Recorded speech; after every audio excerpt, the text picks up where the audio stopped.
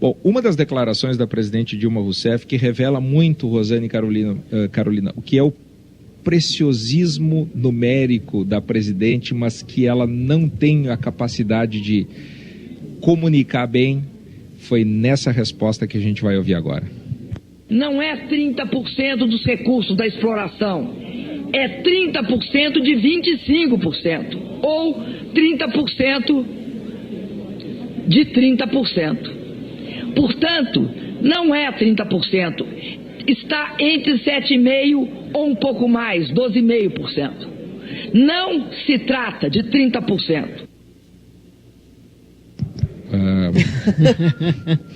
Meu Deus. Não que ela não saiba, vejam bem, eu tenho certeza absoluta que ela sabe cada um. Em alguma planilha de Excel da presidente Dilma isso deve fazer sentido. Agora, na explicação... Ela estava com as planilhas com ela. Em um momento ela mostrou lá, disse, me acusam de gostar de planilhas, eu nem ia mostrar, mas vou mostrar. Ela estava com as planilhas, com os números, com os dados, mas de fato, como diz a escola, ela acabou se atrapalhando ao dar a explicação e ter a vontade de explicar no detalhe. Como se isso, escola, fosse fazer alguma diferença. Infelizmente, o detalhe, a explicação, num julgamento que é político, na verdade não fez nenhuma diferença e os senadores já nem mais prestavam atenção quando a presidente Dilma já estava ali dando as explicações técnicas.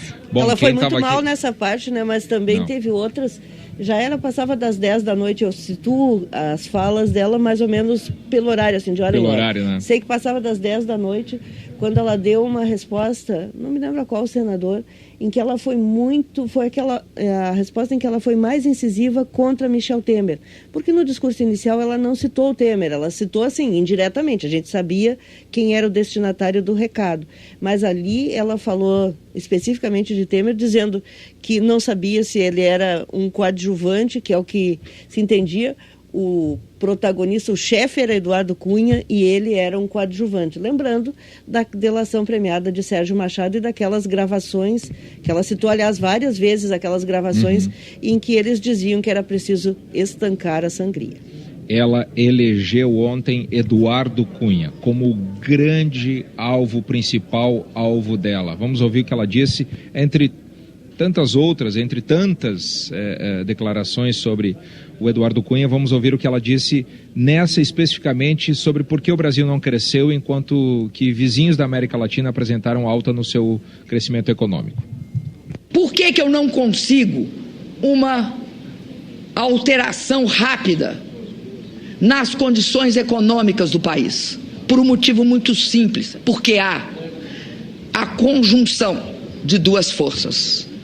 A conjunção de uma força que aprovava gastos no momento que tinha de estar aprovando ajustes, que vinha do ex-presidente da Câmara, Eduardo Cunha, e da minha oposição, que não aprovava nenhuma das pautas de ajuste porque apostava no quanto pior, melhor.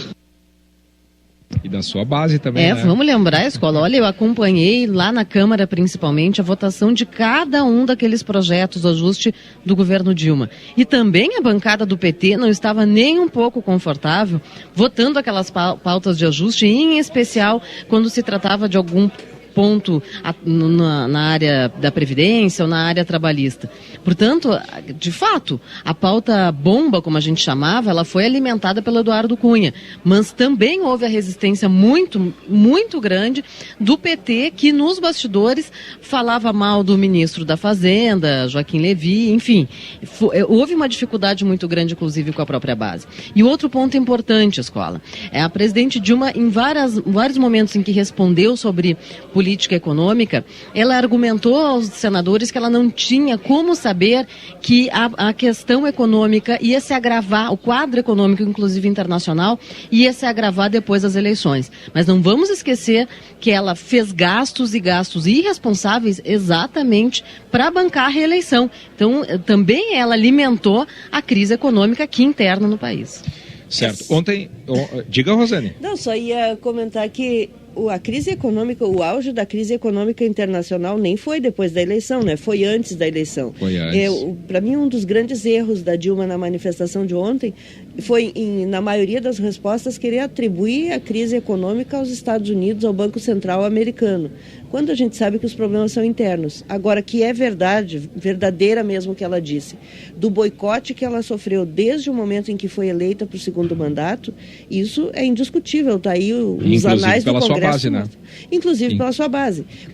Ela começou a ser boicotada pelo Congresso imediatamente, e as comissões ficaram paradas, só se votava a pauta-bomba. Nisso, realmente, o Eduardo Cunha fez um estrago danado, não só para ela, para o governo dela, mas para o país também.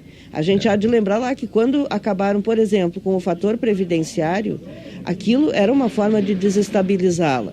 Aí, às pressas, se criou a fórmula 85-95, que até é mais justa que o fator previdenciário, mas foi aprovada ali às pressas para evitar que se criasse um rombo ainda maior.